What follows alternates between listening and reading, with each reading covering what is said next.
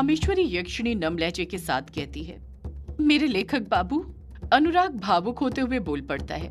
यक्षिणी, मेरी यक्षिणी। कामेश्वरी यक्षिणी आहिस्ते आहिस्ते अपना कदम बढ़ाते हुए अनुराग के पास जाती है और अपने दोनों हाथ उसके कंधों पर रखते हुए अपने चेहरे के एक्सप्रेशन बदलते हुए गुस्से के साथ बोल पड़ती है। लेखक बाबू बनने का नाटक तू किसी और के सामने करना भक्षानर। अब मैं तेरी इस झांसे में नहीं फंसने वाली हूँ। आज मैं तेरा अंत कर दूंगी। तेरी मौत तुझे बुला रही है और मैं तुझे तेरी मौत के पास भेजने के लिए ही आई हूँ। इतना कहकर अगले ही पल कामेश्वरी यक्षिणी अनुराग का गला दबाने लग जाती है। अनुराग कामेश्वरी यक्षिणी के शिकंजे से अपना गला छुड़ाने की कोशिश करते हुए कहता है, ये तुम क्या कर रही हो यक्षिणी, मेरा गला छोड़ो। कामेश्वरी यक्षिणी अनुराग की एक नहीं सुनती है, उसका गला दबाते रहती है। अनुराग को कामेश्वरी यक्षिणी की आंखों में प्यार नहीं बल्कि बदला नजर आ रहा था। वो जान ही नहीं पा रही थी कि इस वक्त उससे भक्षानर नहीं अनुराग बात कर रहा था। यक्षिणी के अंदर बदले की आग ने उसकी आंखों पर पट्टी बांधी थी, जिस कारण वो सच देख ही नहीं पा रही थी। अनुराग फिर हिम्मत के साथ बोल पड़ता है, अपने बदले की आग को कम करो यक्षिणी और मुझे पहचानने की कोशिश करो। ये मैं हूँ, तुम्हारा प्यार, वो प्यार जिसके लिए तुमने अपने लोक तक जाना स्वीकार नहीं किया। मेरे साथ यहीं पर एक नई दुनिया बसाई, हमारे प्यार की दुनिया, हमारी कहानी की दुनिया। क्या तुम भूल गई किस तरह तुम मुझे रोज सुबह उठने से पहले एक पत्नी की तरह चाय बनाकर पिलाती थी? क्या तुम भूल गई कि किस तरह तुम रोज मुझे अपनी दास्तां के किस्से सुनाती थी? क्या तुम भूल गई किस तरह तुमने मेरी जिंदगी के सारे दुखों को अपना बना लिया था? किस तरह तुमने मेरे बदहाल जिंदगी को खुशहाल बना दिया था? तुम्हारे आने के बाद ही तो मैंने कहानियों को लिखना नहीं बल्कि उन्हें जीना सीखा था, जिसकी वजह कोई और नहीं बल्कि तुम थी यक्षिणी। जब अनुराग ये बात बोलता है तो कामेश्वरी एक पल के लिए चुप हो जाती है। वो कुछ बोल ही नहीं पाती है। वो अपने हाथों की पकड़ को ढीली करने लग जाती है, जैसे अनुराग की बातें सीधे उसके दिल को छू गई हों। अनुराग की बातों ने कामेश्वरी यक्षिणी के अंदर बदले की आग को कुछ कम कर दिया था। उसका गुस्सा ठंडा होने लग गया था। अनुराग नम लहजे के साथ अपनी बात को आगे जारी रखते हुए कहता है, मैं भक्षानर नहीं हूँ यक्षिणी, मैं तुम्हारा लेखक बाबू हूँ। यक्षिणी अपनी बात पर अडिग रहते हुए कहती है, तुझे जितना नाटक करना है कर ले भक्षानर, पर मैं आज नहीं रुकने वाली। आज मैं तुझे मारकर ही दम भरूंगी। अनुराग कांपते हुए फिर बोल पड़ता है, मैं नाटक नहीं कर रहा हूँ यक्षिणी, मैं सच में तुम्हारा लेखक बाबू हूँ। कामेश्वरी यक्षिणी पलट कर कहती है, अगर तू सच में मेरा लेखक बाबू है तो बता मुझे इतने दिनों से कहाँ पर गायब था तू? मैंने कितनी बार पुकारा तुझे, पर तू कभी मेरे सामने क्यों नहीं आया? तूने मुझसे बात क्यों नहीं की? अनुराग कामेश्वरी यक्षिणी को सब कुछ बताते हुए कहता है, मेरी आत्मा को उस भक्षानर के अंश ने मेरे ही शरीर के अंदर बांध कर रखा हुआ था यक्षिणी, तभी मैं चाहकर भी तुमसे बात नहीं कर पा रहा था, वरना तुम ही बताओ कि मैं तुमसे बात किए बगैर कैसे रह सकता हूँ। कामेश्वरी यक्षिणी ना में अपना सिर हिलाते हुए कहती है, नहीं, तू झूठ बोल रहा है। मुझे पता है कि आज अमावस्या है और मेरी शक्तियाँ तुझसे ज्यादा है, इसलिए तू मुझे फिर से अपनी बातों में फंसा रहा है। पर मैं तेरी बातों में नहीं फंसने वाली, क्योंकि मुझे अच्छे से याद है उस दिन जब तूने मुझसे प्रशांत का शिकार करवाया था। उस दिन तूने खुद कहा था कि तूने लेखक बाबू को मार दिया क्योंकि मेरे लेखक बाबू ने तुझे धोखा दिया था। अनुराग कामेश्वरी यक्षिणी को सारा सच बताते हुए कहता है, नहीं यक्षिणी, उस रात भी भक्षानर ने तुमसे झूठ बोला था। उसने मुझे कभी मारा ही नहीं, क्योंकि वो अपना खुद का इतिहास बनाना चाहता था। लोग उसकी वीर गाथाएं गाएं, इसलिए मेरे हाथों अपनी कहानी लिखवाना चाहता था, इसलिए उसने मुझे जिंदा रखा। उस रात भी मुझे नहीं मारा। कामेश्वरी यक्षिणी चुप ही रहती है। अनुराग कामेश्वरी यक्षिणी को अपनी बातों पर यकीन दिलाने के लिए उसके सामने तथ्य रखते हुए कहता है, तुमने कभी भी ये बात नोटिस नहीं की? जब भी भक्षानर इस कमरे में आता था कहानी लिखने के लिए, वो दरवाजा लगा दिया करता था, क्योंकि जिस वक्त मैं टाइपराइटर पर कहानी लिखता था उस वक्त वो मेरी आत्मा को जगा दिया करता था। मैं ही उसकी कहानी लिखा करता था। कहानी लिखते वक्त मैं हुआ करता था तुम्हारा लेखक बाबू। जैसे अनुराग ये बात बोलता है, कामेश्वरी यक्षिणी को खुद ये रियलाइज होने लग जाता है कि अनुराग सच बोल रहा था। कहानी लिखते वक्त भक्षानर कभी भी उसे अपने पास भटकने नहीं देता था, हमेशा दूर ही रखता था। अनुराग कामेश्वरी यक्षिणी की आंखों में देखते हुए फिर बोल पड़ता है, मैं ही हूँ तुम्हारा लेखक बाबू। यक्षिणी, क्या तुम मुझे नहीं पहचान पा रही हो? अपने प्रेमी को जो तुमसे बेइंतहा प्यार करता था, करता हूँ और करता रहूंगा। जब कामेश्वरी यक्षिणी अनुराग के मुंह से ये बात सुनती है तो उसे अनुराग से अपनेपन का एहसास होने लग जाता है। उसे अनुराग की आंखों में अपने लिए वही प्यार नजर आने लग जाता है जब तब आया था जब वो पहली बार अनुराग से बंगला मुड़ा घाट पर मिली थी और उसे मारने वाली थी। अनुराग के दिल में अपने लिए इतना प्यार देखकर ही उसने उसे नहीं मारा था, और आज फिर एक बार उसी प्यार ने कामेश्वरी यक्षिणी का मन धीरे धीरे बदलने के लिए मजबूर कर दिया था। प्यार सारी नफरतों को मार देता है, और अनुराग का वही प्यार कामेश्वरी यक्षिणी के दिल की नफरत को भी खत्म करने लग गया था। उसे कहीं ना कहीं इस बात का एहसास होने लग गया था कि इस वक्त जिससे वो बात कर रही थी वो अनुराग ही था। कामेश्वरी यक्षिणी तुरंत अनुराग से पूछ पड़ती है, अगर उस भक्षानर ने आपकी आत्मा को बांध कर रखा हुआ था तो फिर आप आज मुझसे इस तरह कैसे बात कर रहे हैं?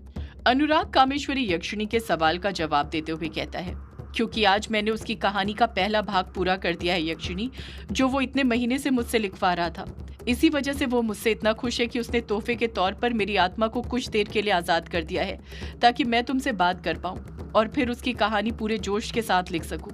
इसी के साथ अनुराग कामेश्वरी यक्षिणी को वो सारी बातें बता देता है जो कामेश्वरी यक्षिणी के आने से पहले उसके और भक्षानर के अंश के बीच हुई थी।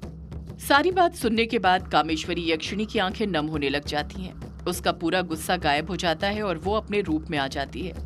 कामेश्वरी यक्षिणी भावुक होते हुए कहती है, मेरे लेखक बाबू। अनुराग भी भावुक होते हुए कहता है, मेरी यक्षिणी।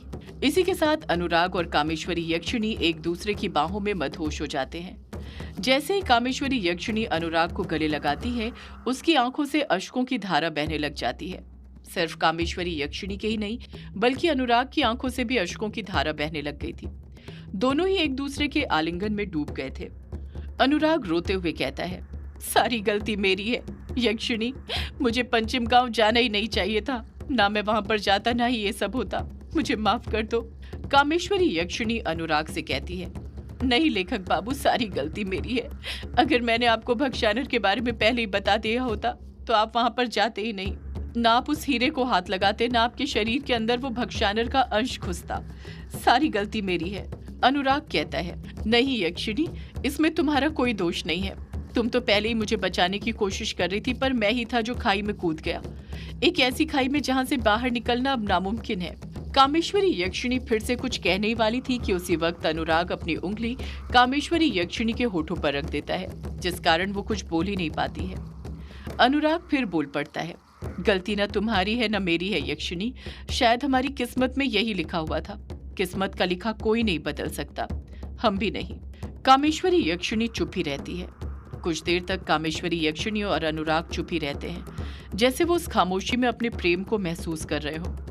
कामेश्वरी यक्षिणी अनुराग को देखते हुए कहती है, मुझे माफ कर दीजिए लेखक बाबू, मुझसे बहुत बड़ी गलती हो गई। अनुराग पूछता है, कैसी गलती यक्षिणी? कामेश्वरी यक्षिणी कुछ हिचकिचाहट के साथ कहती है, वो पिछली अमावस्या को मैंने आपके भतीजे विराट को अपना शिकार बना लिया था। मैं उसे अपना शिकार नहीं बनाना चाहती थी, पर ना चाहते हुए भी मुझे उसे अपना शिकार बनाना पड़ा। अनुराग कामेश्वरी यक्षिणी के कंधे पर हाथ रखते हुए उसे दिलासा देते हुए कहता है, तुम्हें मुझसे माफी मांगने की कोई जरूरत नहीं है यक्षिणी। मैं जानता हूँ तुमने वो सब क्यों किया और किसके कहने पर किया। मैं तुम्हारी मजबूरियां समझता हूँ यक्षिणी। अगर तुम्हारी जगह मैं होता तो मैं भी शायद वही करता जो तुमने किया। जब कामेश्वरी यक्षिणी अनुराग के मुंह से ये बात सुनती है तो अनुराग के दिल में अपने लिए इतना प्रेम देखकर उसका मन भर आता है। वो जान गई थी कि जिस शख्स से उसने प्रेम किया था उस शख्स के दिल में उसके लिए बेइंतहा प्यार भरा हुआ था। अनुराग अपनी बात को आगे जारी रखते हुए कहता है, वो भक्षानर मुझे सारी बातें बताया करता था। आखिर वही सब तो मुझसे वो अपनी कहानी में लिखवाया करता था कि किस तरह वो तुम्हें कठपुतली की तरह नचवा रहा है, तुमसे वो सब करवा रहा है जो वो करवाना चाहता है। कामेश्वरी यक्षिणी चुप ही रहती है। अगले पल अनुराग गुस्से के साथ कहता है, पर अब और नहीं यक्षिणी। जब कामेश्वरी यक्षिणी अनुराग की गुस्से से भरी आवाज सुनती है तो वो जान जाती है कि अनुराग के मन में कुछ न कुछ तो जरूर चल रहा था। अनुराग अपनी बात आगे जारी रखते हुए कहता है, तुम अब उस भक्षानर के इशारों पर और नहीं नाचोगी। अपने अभिशाप के कारण पहले ही तुम बहुत कुछ सह चुकी हो, पर अब और नहीं।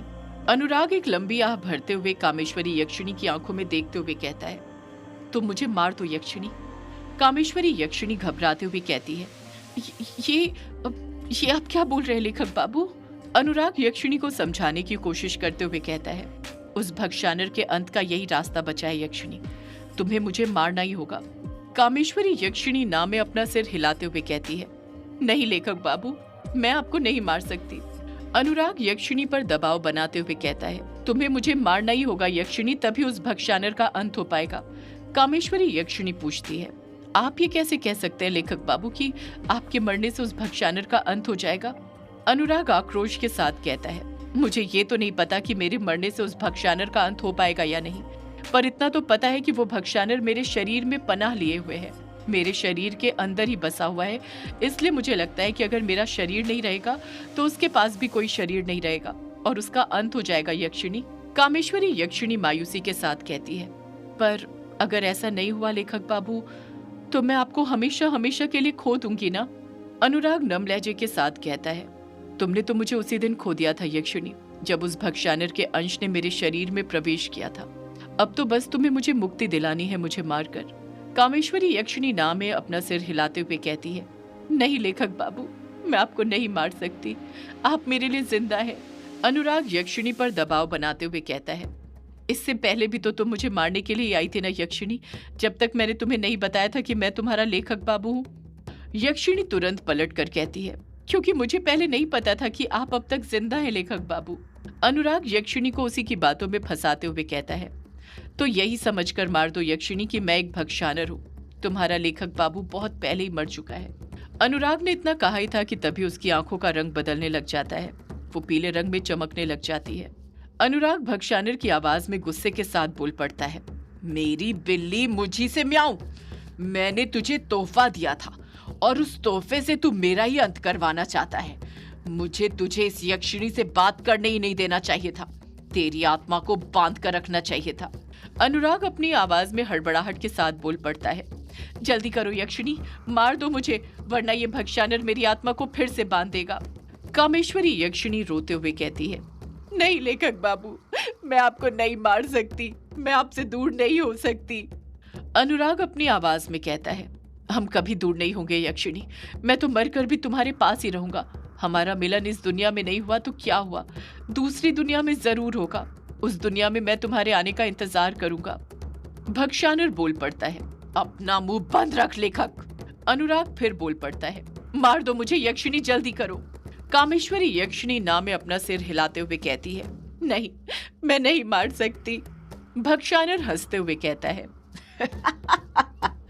ये मुझे नहीं मारने वाली लेखक बाबू, क्योंकि अब इसे भी मेरे इशारों पर नाचने में मजा आने लग गया है। अनुराग फिर बोल पड़ता है, मारो मुझे यक्षिणी। भक्षानर हंसते रहता है। यक्षिणी के समझ नहीं आता वो क्या करे, वो बहुत बड़ी दुविधा में फंस गई थी। वो ये बात अच्छे से जानती थी कि अनुराग को मारने के बाद अनुराग का तो अंत हो जाएगा, पर ये नहीं जानती थी कि उस भक्षानर का अंत हो पाएगा या नहीं। एक तरफ अनुराग उसे मारने की बार बार जिद कर रहा था, तो दूसरी तरफ भक्षानर हंसते जा रहा था। अनुराग फिर यक्षिणी से बोल पड़ता है, मुझे मारकर बहुत पहले ही तुम्हें अपने अभिशाप से मुक्ति पा लेनी चाहिए थी यक्षिणी, अब मुक्ति का वक्त आ गया है, मार दो मुझे। अनुराग यक्षिणी की आंखों में देखते हुए कहता है, अगर तुमने कभी मुझसे सच्चा प्यार किया है तो मुझे मार दो यक्षिणी, तुम्हें मेरे प्यार की कसम। अनुराग की ये बात बार बार यक्षिणी के कानों में गूंजने लग जाती है, तुम्हें मेरे प्यार की कसम, तुम्हें मेरे प्यार की कसम।